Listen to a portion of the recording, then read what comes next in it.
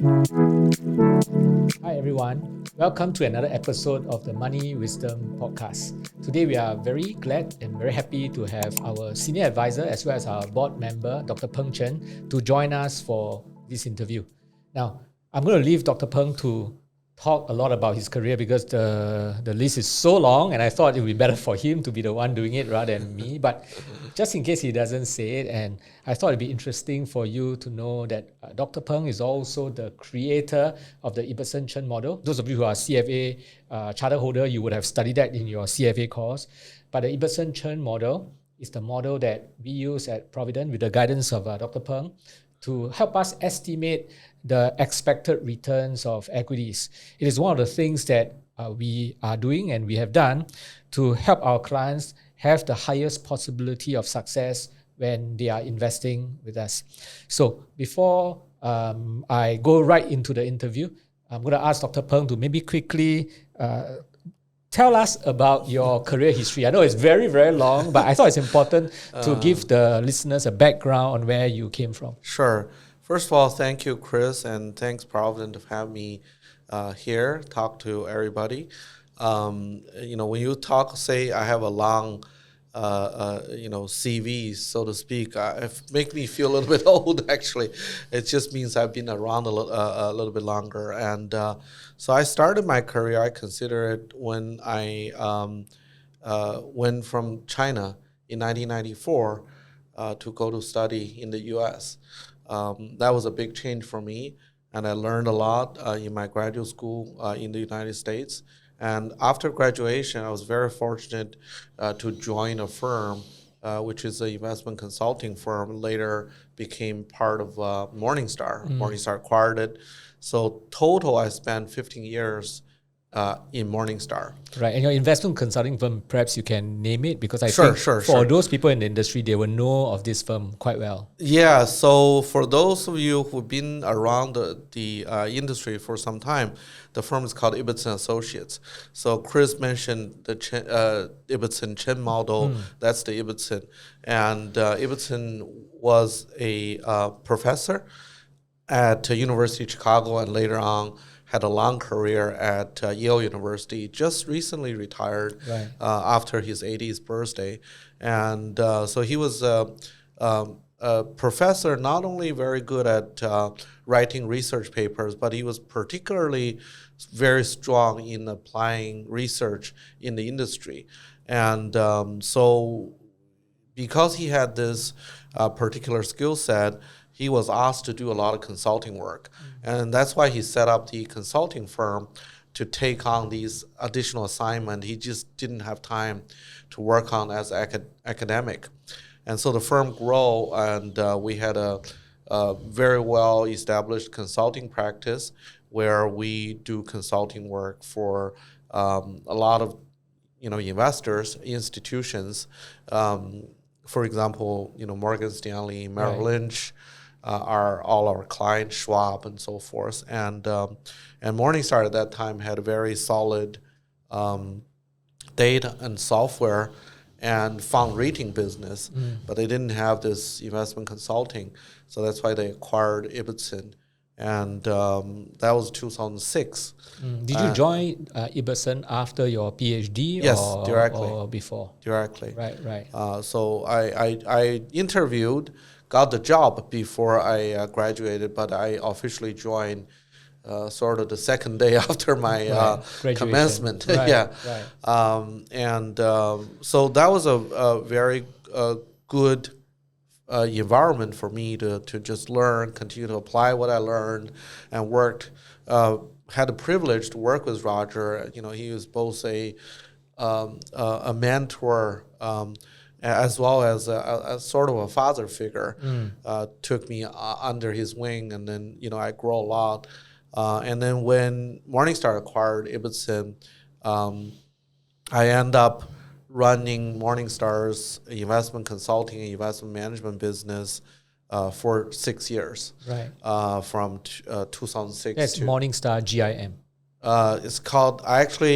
It was Morningstar didn't have this business. So when I joined, there was a few other businesses that we grouped together, I named it Morningstar Investment Management. Okay. And I think till today they're still using it. Okay. And essentially what we do is we continue our investment consulting, but we made a strategic focus to help firms that help individual investors.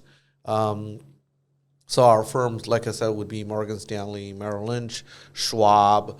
Also, we did a lot of consulting work for retirement plans. So unlike Singapore, the retirement plans in the U.S. are employer-sponsored. Oh. So each employer Okay. would have a 401k plan Okay. or some kind of retirement plan. But oftentimes that employer is not in the investment space, and they lack expertise. So we took on the responsibility to help them, manage that retirement plan. So we had clients such as Walmart, Chrysler, DuPont. All the big ones. We had a lot of big ones, and ultimately we had about 200 clients and around 200 billion under management, where we had discretion. Yeah. So you were not just doing the research; you were actually managing the pension, Correct. for these big firms. Correct. And you were in that particular division or that business. Yeah, I was president of that division, Right. chairman and president. Right. I also was CIO for a period of time. As the business grew, I let go the CIO Right. role. Yeah. Right. I see. So, I mean, that's quite illustrious career, but you didn't stop at Morningstar. No. I mean, you went on after Morningstar. You went So on. yeah, Morningstar was very good, and until today, I still do some consulting work for them after I retired, and so it was where I sort of built my career. Yeah. I did research, applied the research, managing money for clients, and we had offices in 7 different countries. Yeah. So that was very good, and but around 2012, I got an opportunity to move to Asia, and with a firm, Dimensional Funds, as you would know. And the history with Dimensional is very, very interesting. It's a very small, even though we talk about investment, asset management, like big industry, but actually, when you look at it, it's a small community. So Dimensional was founded by David Booth. That's Everybody know that. That's right.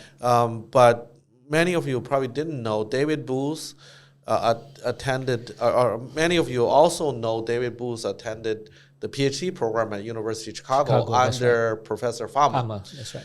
But you probably didn't know that there's another a person attended the same program, same time with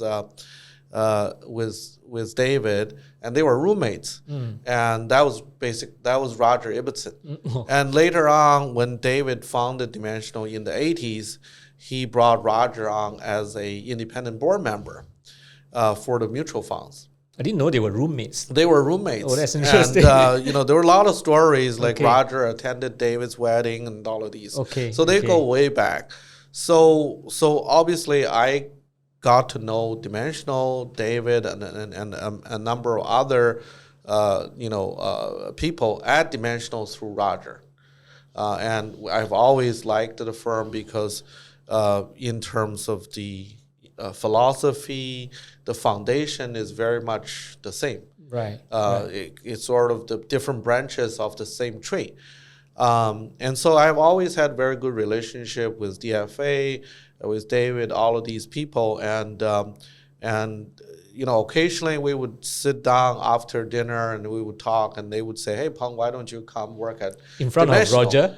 No, not in front of Roger. Okay.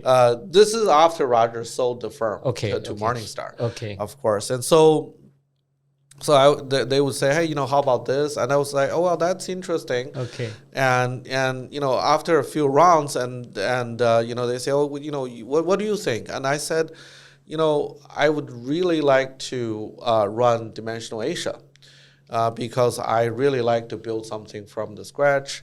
And Dimensional has a very good reputation, which we'll talk about all of these things, and it aligns with what I believe, what I do very, very well.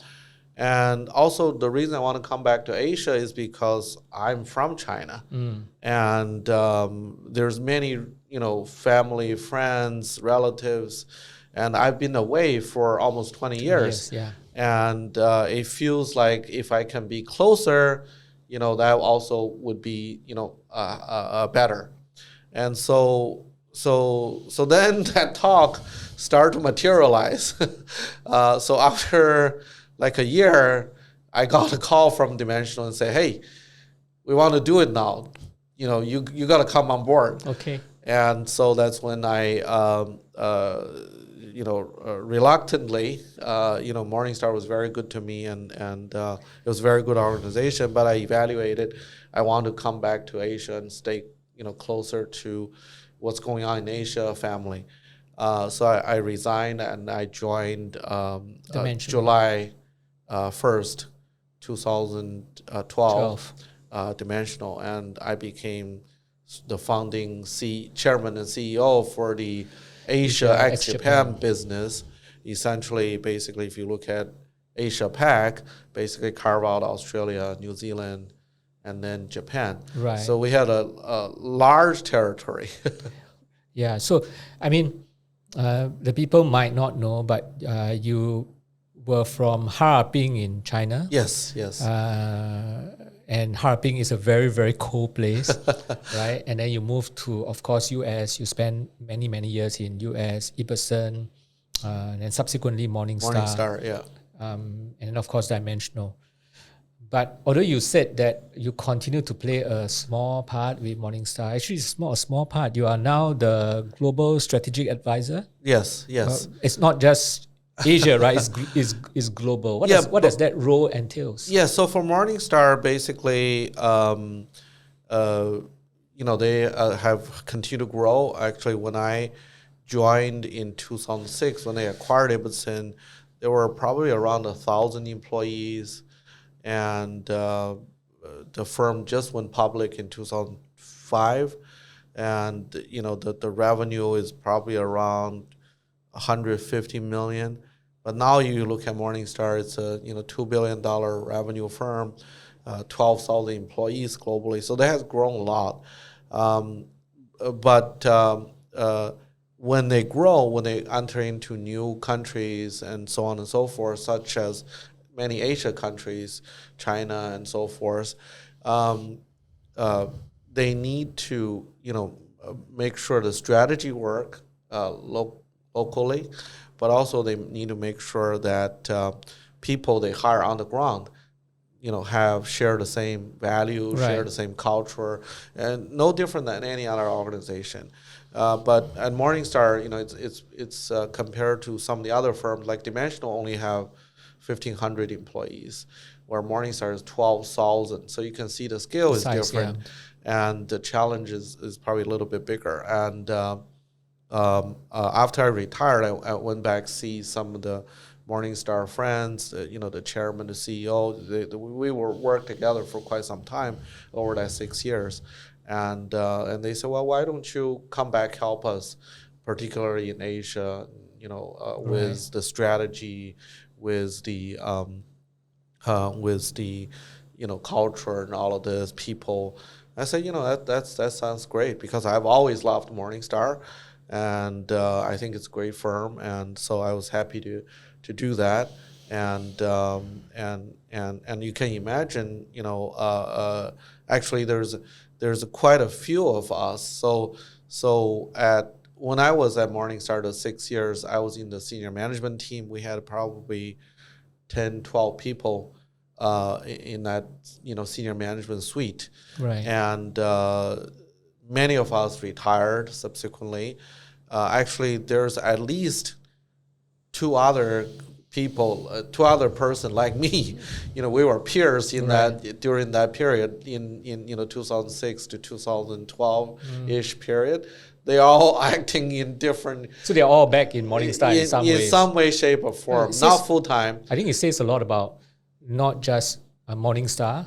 It says a lot about all of you. Yeah. Because people leave, and then Morningstar would still want to engage. Yes. That's wonderful. And I never knew that Roger Ibbotson is a roommate or was a roommate with David Booth. Yes. And of course, I have not heard of you telling stories about you having those evenings and dinners. But, well, it's just a real privilege and an honor for us to have you. Thank you, Chris. Not just as an advisor to myself, to the board, to our investment team, and of course, being part of Providend, because you come from a background whereby it's not just the investment experience, but you are actually with the founders. I mean, right now in Singapore, people are getting to know Dimensional. Right. I think if you're not in the investment management world, you may not have heard of Morningstar so much, but you were with the founders. Yes. Right? Yes. And today you are still very much involved in investment management. You sit on boards of some of the big companies. Yeah. So today I sit on income. Used to be called NTUC income board. Right. Also IFAS board. Right. Also Fullerton fund management board. Right. So, you said it was it's actually the privilege. I felt it was a privilege, and also a lot of trust for me. So I came to Singapore by myself and built a team and made a lot of good friends. And after I retired, I was very grateful that these friends invited me to join different boards, and I can continue to contribute and stay close to the industry in a little bit different way. Rather than full-time, a lot of travel, very demanding, with these advisory role, these board, there's more flexibility. Yeah. I don't have to come to the office I don't every report to the morning. office in the morning. Yeah. Yeah, and so I know you are very busy. You just landed last night. I landed this morning, this morning? 6:30. Yeah. When you were texting me, you were not in Singapore yet last night. No, I was in Beijing at the airport. Wow. Okay. Wow. Okay. So, I mean, we can go on talking about this because it's interesting.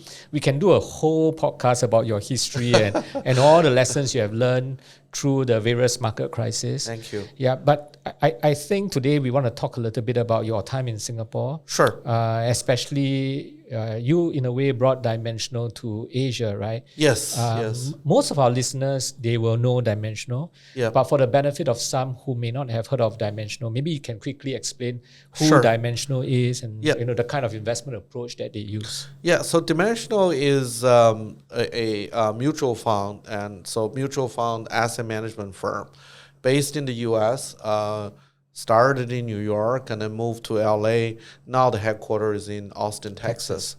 And over the years, the firm is started in 1981, so now it has 43 years of history. The firm now ranked number 6, I believe, In US. in the U.S. in terms of the mutual fund space. Okay. Now, it's a bit tricky, the different numbers, but regardless how you look at it, they manage a little over 700 billion US dollar, which would be, close or exceed $1 trillion Sing dollars. Yes. So quite a bit of money that the client has entrusted Dimensional to manage. And if you look at Dimensional, why is Dimensional different compared to other asset management firms? I think there's 2 things really stand out. One is that I mentioned, Dimensional was founded by David Booth and a few other guys. All of these guys, including Roger, I mentioned, came from academic. That's right. And so these guys came from academic. They had the first-hand exposure to the cutting-edge research, back in the 70s, 80s, and so forth. And so they saw there's a gap in the industry that nobody is using this. So very much like Roger, get calls every day and say, help me do this, help me do that. And he set up a consulting firm. David and a few others, with, Professor Fama particularly support, he set up an asset management firm. That's why I say it's the same tree, different branches. And so the firm, the foundation is academics. It's these cutting edge research come out of academia and then apply in the field of asset management. So when you have that, and then subsequently, this is the interesting thing. Subsequently, 5 of the professors that are involved in some way, shape, or form with dimensional since the beginning has won Nobel Prize. So, not only the research was well accepted and became textbooks and became really classics in the academic area. Right. And I think nothing beats winning the Nobel Prize for academic. So you have, for example, Robert Merton, Eugene Farmer, Myron Scholes, Eugene Farmer, Doug Diamond, and then the late Merton Miller. That's right. So, that's right. So you can see the research, the foundation is very solid. I mean, these guys are who and who in the finance, modern finance. Yeah. I remember studied, like Black-Scholes model, options pricing model and when I was in university. You would have met him, both Merton and Robert Merton and Scholes multiple times, right? And it's not just a research foundation; it's also how it's applied. Because these guys, to be a top academic, you have to rise above. And your work has to be so rigorous, examined, right? And so they took the same approach in asset management. Right. So the quality, the scrutiny that goes through every step of the way is really outstanding. Right. And so I used to tell people, at Morningstar, we pride ourselves knowing managers. We're the evaluator, right? So after I joined Dimensional, I appreciated so much more because the breadth and depth of knowledge and the things that are considered, the process and so forth. Right. Yeah. So I read about Dimensional in, I think, 2004. Right. And I was like, at that time in Singapore, we only had Vanguard. And even then, Vanguard was really just for the institutional investors. Right. And when I read about Dimensional in 2004, I was like thinking, why is Dimensional not here? And of course, Dimensional finally came. But tell us, and I think no one knows this better than you in Singapore, right? What was the thinking behind Dimensional? Why did they decide? They are already so successful as a manager in US, in bigger markets like Australia, Canada, Europe. Yes. Why come to Asia and particularly set up the HQ in tiny Singapore? So there was primarily 2 reasons. One is if you're in the asset management industry, you would have known. So Dimensional is a global asset manager, and they invest in many countries. Right. So I remember 46 countries. Now it's probably a little bit bigger because I've been outside now for a few years. So used to invest in 40 plus countries spanning the entire globe. And if you look at, to be able to do that, you need to have a very solid infrastructure. For example, trading. So you can't have traders always wake up in the middle of the night to trade, in the U.S. trading Hong Kong or, because Singapore and U.S. is exactly 12-hour the time difference, right? It'll kill you. It'll kill you. Yeah. And for a number of years, Dimension was able to do that, and they were also able to do that, with offices in Sydney to bridge the gap. But sooner or later, it became such a big volume that you can't just handle remotely. So that was a big reason. And also in Asia, we talk about Asia ex Japan as if it's one block. But it's very different, right? You have large emerging countries like China, India, but you also have very advanced countries like Singapore, Hong Kong, and Korea, and so forth. So total, we invest into 10 different markets. So it's very diverse and different rules, different regulators, and it's getting impossible to manage remotely. Right. from US or from Sydney. So that's when they started to say, okay, we got to seriously think about put something on the ground. So I remember we did a calculation to report to the different regulators, how much money we're managing out of Asia ex Japan. At that time, we set it up in Singapore.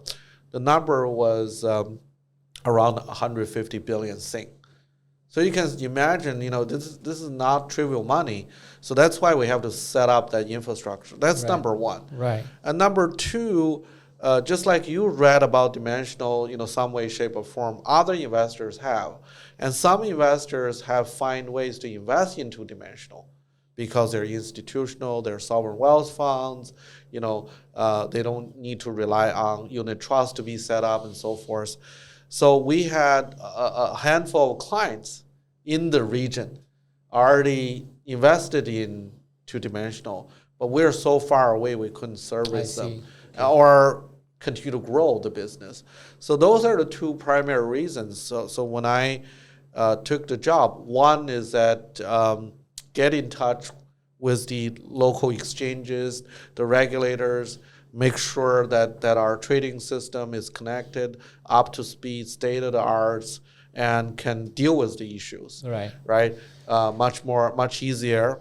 And then number two, service the client and grow the client. And by client, at that time, we just mean, like you said, like Vanguard is just institutional client, because we didn't know the wealth market advisory industry and how to do that. And this is bringing up the second unique point. So we talk about one unique point, which is dimensional academics, right? The second unique point about dimensional is that unlike 99% of asset management mutual fund firms we see everywhere else, actually, there's only 2 asset management firms I knew that have this characteristics. All the rest are something different, which is dimensional don't pay any commission. So if you're a GIC, you bought into dimensional funds, you would have paid the same fee as a retail investor on the street. No special. And there's no sales commission paid to the intermediary. Right. And for those of you not familiar with this model, the commission-based model is basically mutual fund companies work out with banks, brokerages, financial advisors to have these banks, advisors, and so on and so forth distribute their funds. And the fund company would compensate these intermediaries with commission. Right. But dimensional don't do that. Yeah, no trills. No trills. Yeah. No nothing. Because dimensional felt for the investor to have a good experience, the fund should be bought. Very much like GIC bought the fund, not because someone is selling to them and are taking a commission. But of course, 99% of the industry, at least in Singapore, in Asia, is commission. So you can imagine when I first came here, there was no expectation to do the wealth. They were just saying, hey, take care of the infrastructure, take care of institutional client. And, I see. And, that you do that, that's good job.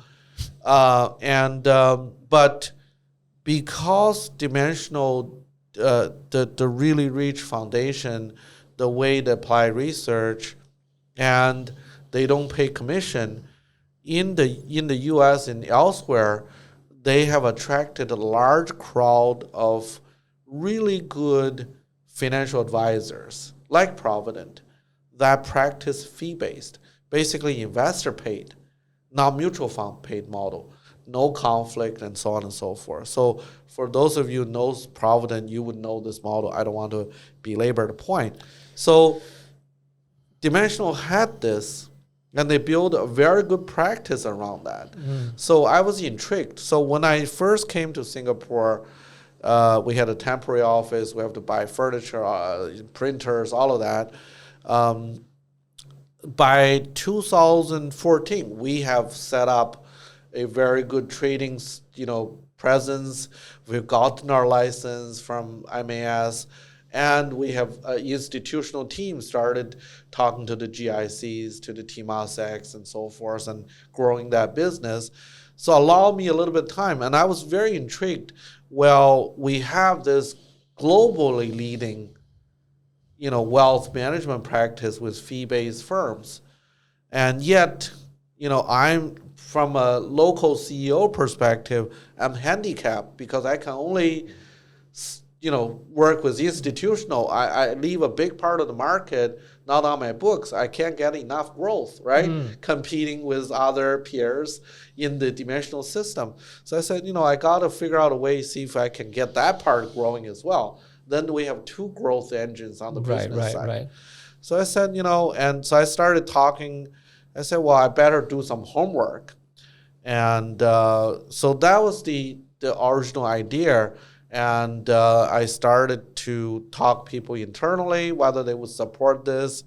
And the feedback I got is that, we don't know if there's any fee-based advisors in Singapore, but if you can find them, and if they like what Dimensional does, then yeah, we'll consider putting resources, bring the unit trust here, the UCITS here, and then we would work with these advisors. Have you been overwhelmed by market uncertainty in a landscape crowded with misinformation? Our new ebook, A More Reliable Way to Get Enough Investment Returns, is here to help. Each chapter is carefully curated to help you overcome confusion and empower you with knowledge that prioritizes reliable returns, guiding you towards a fulfilling investment experience. Check out the link in the show notes to download a complimentary copy of the full ebook today. Thank you, and let's get back to the episode. Yeah, so this is a revelation, I'll tell you, right? Because I've been working with Dimensional since 2016. Officially. Yeah, so it's been about 8 years, right? And I've known you for since then, or in fact goes back to 2014. 14, yeah. I never knew this story. Yeah. And I say it's a revelation because sometimes when I look at social media chats, and all that, and investors will be saying like this particular firm brought in Dimensional, another robo was the one responsible to bring Dimensional to Singapore, and the truth is none of us actually. I mean, we are so small. Well, actually, I think if you want to say who brought in, I think the Singapore government, the MAS did a lot of how do I say, support to attract Dimensional, yeah. Yeah, but the truth is, and I hope everybody now knows, is that, the primary reason is firstly institutional. Right? You want to serve the institutional class. Yes. Secondly, you want a trading desk in this part of the world so that it's in this time zone. Yes. It's just a practical thing to do. Practical thing. And it's only after 2 years of setting all this up, 2014, that you thought that, we should also somehow reach to the advisory industry, because in the US, Dimensional is very strong in the financial advisory industry, right? Number one in fee-based area. And if I big margin, huge, right? Yeah. So I was like, we had this huge advantage, and it's growing faster globally compared to the institutional business for Dimensional. And here I'm handicapped, can only work with institutions. And don't get me wrong, that's a good business. But I'm like, I would want both to grow and to make it bigger. And it benefit the real end clients. Yes, right? yes, and that's true too. For many of us who do not know, I pay special tribute to this gentleman called Dan Wheeler. Yes, right. He is the guy in the US that actually started this whole thing, because he went to Dimensional and said, hey, don't just let the institutional investor benefit from this. Yes. We should let the end investors, the retail investor benefit from this. Exactly. And so the late Dan Wheeler, which I had the benefit and the privilege to meet him, great guy, very interesting guy. Some years back when I was in San Francisco, I happened to meet him, have a few drinks together. But it's because of this guy Yes, because of that him. Dimensional started opening up their investments to advisors. That's right. And then fast forward many years later. So he started in the late 80s, so 80, 88, 89 at Dimensional. Yeah, so a few decades later, Yeah. you came to Singapore and you were thinking like, hey, we should give investors in Singapore Can we try the same thing? the opportunity. Yeah, because we are so good at it, why not do it here?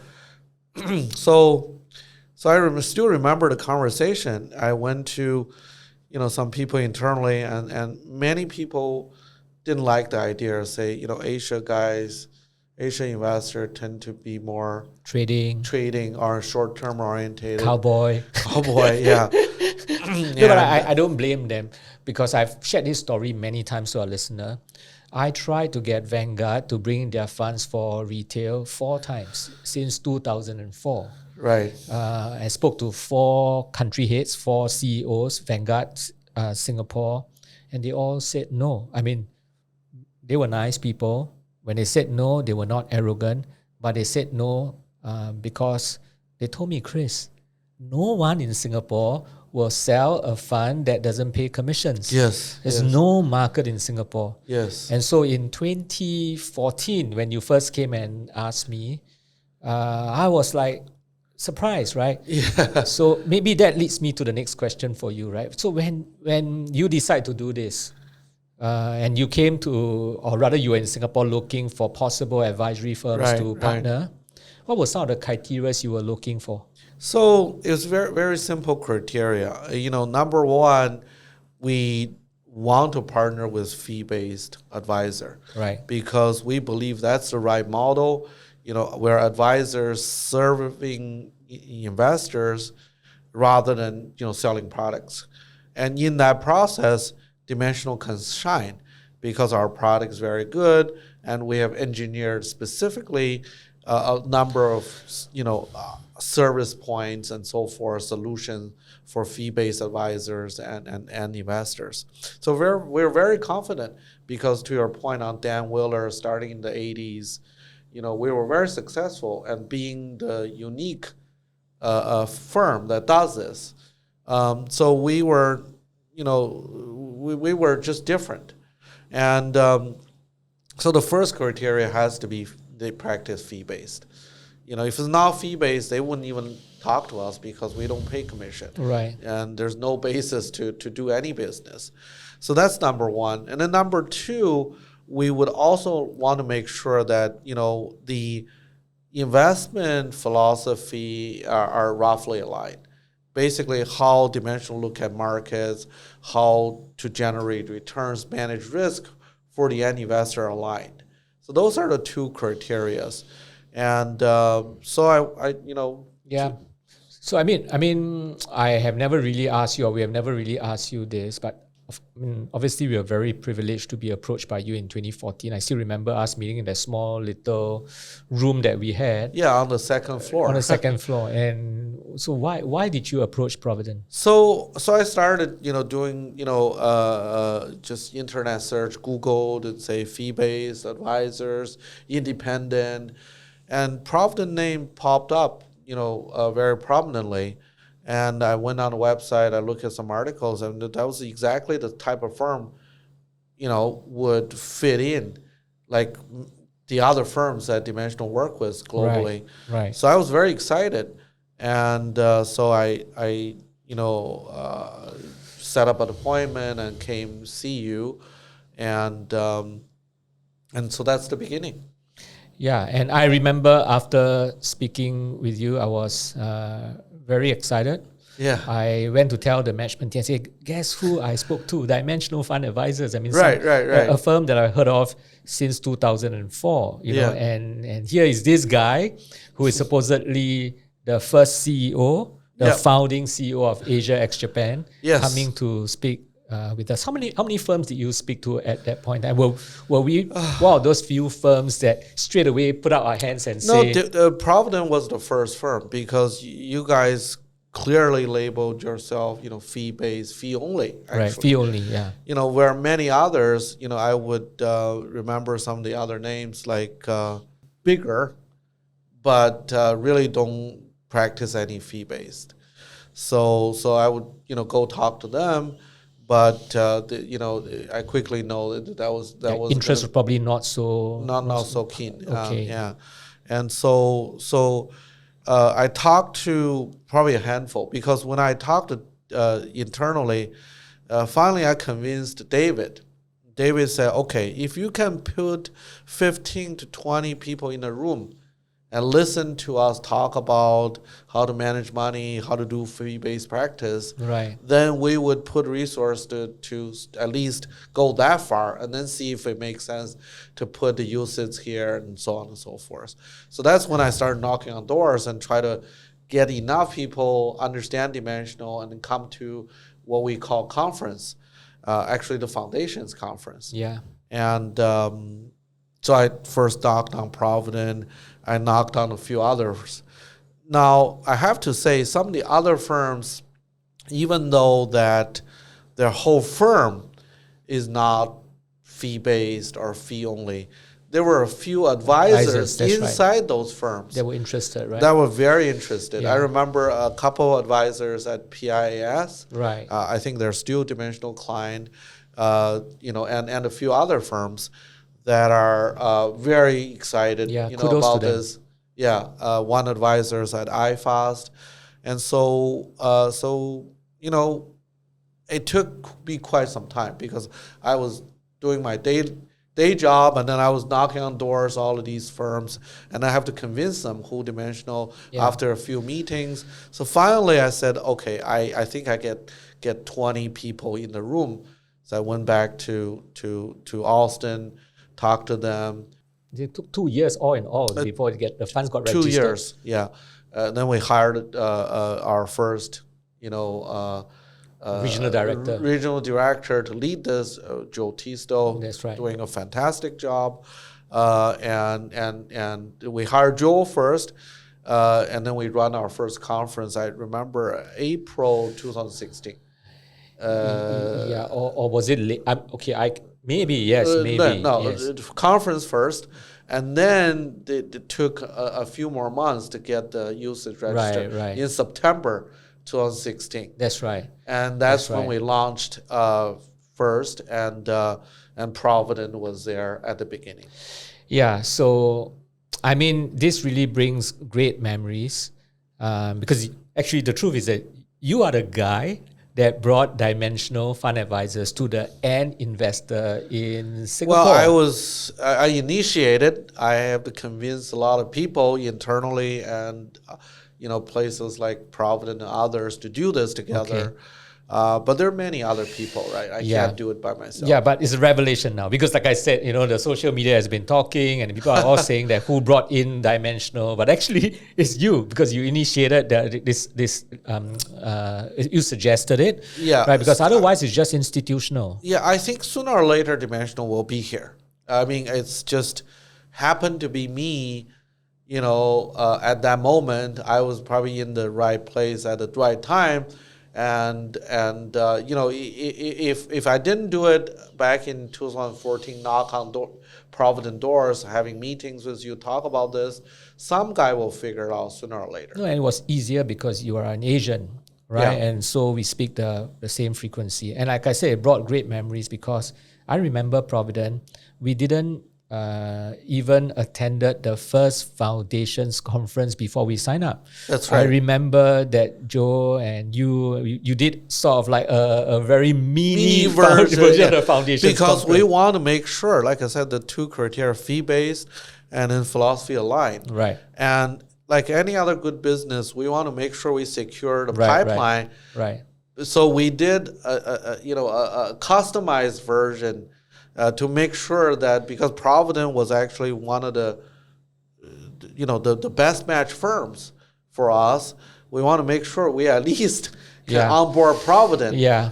Before we launch the whole thing, had a big big party or something. I mean, I had fun. I had fun in that room, with the rest of my colleagues, and we were having fun discussing, learning a lot of things from Dimensional. And now looking back, I mean, you spent 7 years with Dimensional, Almost thereabout. 8, yeah. Almost 8 years as Dimensional and being the founding CEO of Asia ex Japan Dimensional office. And you have been with us for a few years. Maybe it's good in this podcast to ask you, how have you seen us grow? What was especially your experience working with us when you were CEO of Dimensional Asia ex Japan? I think it was mutually beneficial and very trusting partnership. So, as you can imagine, Dimensional being a global firm, come to Singapore, but unfamiliar with the wealth and not sure we can do it. Finally, we had, with Providend and a few other advisors that we can do this. We were pretty excited, but there's a lot of things we don't know. And we are, in a sense, depending on these advisors, Providend being the prominent one, to grow the business. Because, you're our client, and you grow, we grow. And so we know we have some good stuff, but we don't know how well it's going to jive and how big the market, all of these things. And so over that, so 14 to end of 2000. So I was together, we worked very closely with Providend and your firm for 5 or 6 years. And over that period of time, if you ask me to summarize, I think it's very mutually beneficial. It was Dimensional learned a lot, that we are able to apply our global knowledge, global capabilities in Singapore and help the advisors. But at the same time, we are able to bring in good solutions, good supporting packages, help advisory firms like Providend to grow tremendously. Yeah. And so it was in a sense mutually beneficial. Both were successful. Yeah, because our experience with Dimensional since the beginning has been that it's not just the funds that you brought in. The team has also helped us know how to do our practice management much better. Yes. But is it true that, because I spoke to you and then I didn't know that, is it true that in 2016 we helped to launch the original 5 UCITS funds for Singapore? Is that true? Yes. That's why we did that mini series. Right. Because we want to make sure we secure enough AUM to launch it. Right. And Providend was, one of the, bigger sources. Yeah. And you were the very first users along with a few other firms and a few other advisors. Yeah, so for those of you who do not know, every time we want to launch a fund, the fund must be ready with money. Yes. Right, without money, you cannot launch a fund. Exactly. Right. And Dimensional has this rule, we don't put our own money in. Okay. Because we don't want to say, okay, here's a fund, we with money, but it's our own money. We want to make sure that it's all clients. Right. So clients really see the value commit. And so that's why it's such more difficult that we want to go extra, make sure that this is successful. And I would say all the firms that not only Providend was sort of the fee only and the most aligned, but also all the firms, Providend was the most determined and committed to it. To commit, with pretty much all the asset over time. Yeah. So, I didn't know that we launched the original 5 UCITS funds that were made available to other investors in Singapore. And of course, subsequently, we launched the Sing Dollar class of the ESG funds. Yes. Actually, we launched that. I'm not sure whether you know, but we launched it with our own company money. It's our own treasury. I didn't know that. It wasn't investors' money. It was actually our company's money. And then, of course, most recently, we actually launched the CPFIS funds. No, I fully expect that because, like I said, all the firms, Providend was the most determined and most aligned. In terms of, just like your article, talk about relentlessly pursuing, better investment options. And, I can say that dimensional is a very good option, Sure. right? And Agree. was so. So it was, like I said, looking back, it was a mutually beneficial partnership where Dimensional, through Providend and other advisors now, has grown the business quite a bit. But we also, help advisory firms like Providend also grow. Yeah, I remember in the earlier days when, Dimensional doesn't know the markets in Singapore. I remember the first meeting I had. I have to go to Austin. Yeah. I've got to meet David. Yeah. I've got to show him that we are a prim and proper company. And we have been doing that since day one, every year, except for the COVID years. But every year, most of the time I will go. If I'm not there, then Evelyn or Chison, our head of investment, will go. It's not just to, like you said, commitment. It's not just to show our commitment, but it's also for us to meet the team. Obviously, David has stepped down as CEO. He's now the chairman. And there's a new team. We are there just to make sure that, because we are not a Dimensional salesperson. No, you're not. So we just want to make sure that Dimensional continue to do what they say. And that's why we go there every year. But I'm going to now segue into this question, which is appropriate. And like I mentioned, we are not a Dimensional salesperson. Yes. And you are in our investment committee. You provide oversight to our investment team, right? What are some of the things we consider before we pick instruments of funds and put it into our portfolio? Because we don't have just Dimensional, we have other things in the portfolio. So now I'm wearing a totally different hat. So after I retired, I was very grateful. Actually, I reached out to Chris, right? So I said, look, I want to be, in some way, shape, form, work together with Providend, because I, liked and respected Chris and the team so much, and I really want to, remain to be involved in some shape or form, and I was very grateful to find Chris find a way to have me involved. So today, what I do, is I talk to Chris, acting as a board member, supporting the strategy and the execution of that. But also because throughout my career, particularly the beginning of my career, I was very much an investment, investment guy. Yeah, investment person. Yeah. So I was crunching numbers, looking at managers, running portfolios, and so on. And at one point, I was CIO for Morningstar, entire investment management business for 3 or 4 years. So one of the areas I help Providend is I sit on the investment committee.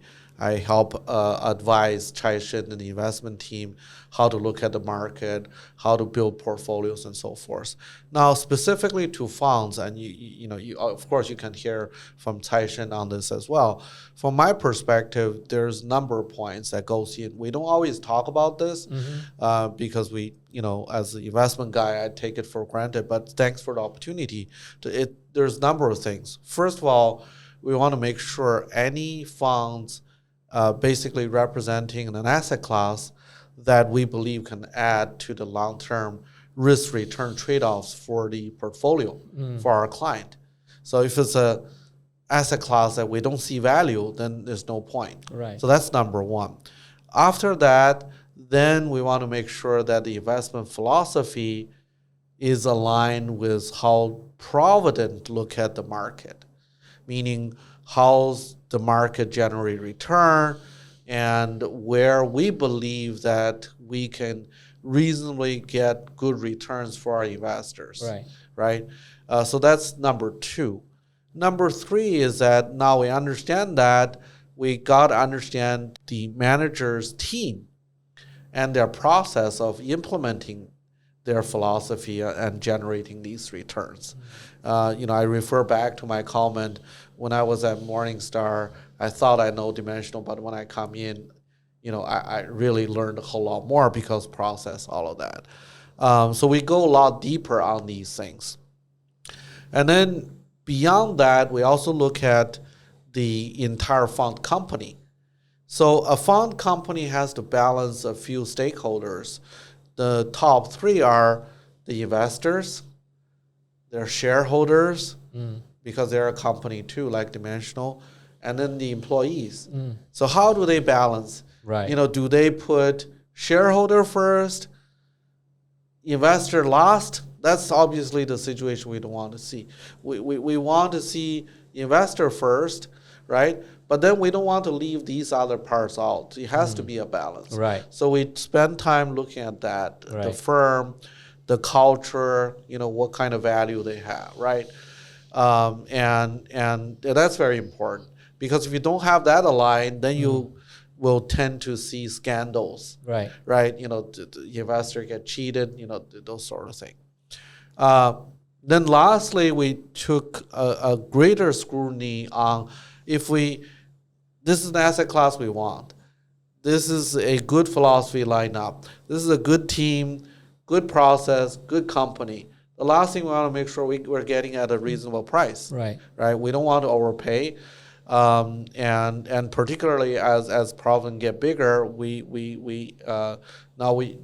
you have written on this, we have a little bit more sway in terms of the fee. Yeah. We try to get our best value. So when you combine all of this, that's how we evaluate and make sure that we get the best value for the client. Yeah, I think the important point here is you realize that these things, we don't do it one time. No. We continually do it. Yes. Right. And yes. that's why, besides my annual trip to our investment sort of like partner, like Dimensional, we meet them every quarter. Yeah. And as soon as we feel that there's something else that is better, or an existing manager that we use may not be as good as before, we will not hesitate to change it. Yes. Right? Yes. Because yes. it's in the interest of our clients, and actually that's why we also do not like managers that pay us a commission. Exactly. Then you have a conflict. You can't. That's right. Exactly. We feel obliged to sell for them, right? Yes. But because we are not paid by any of our managers,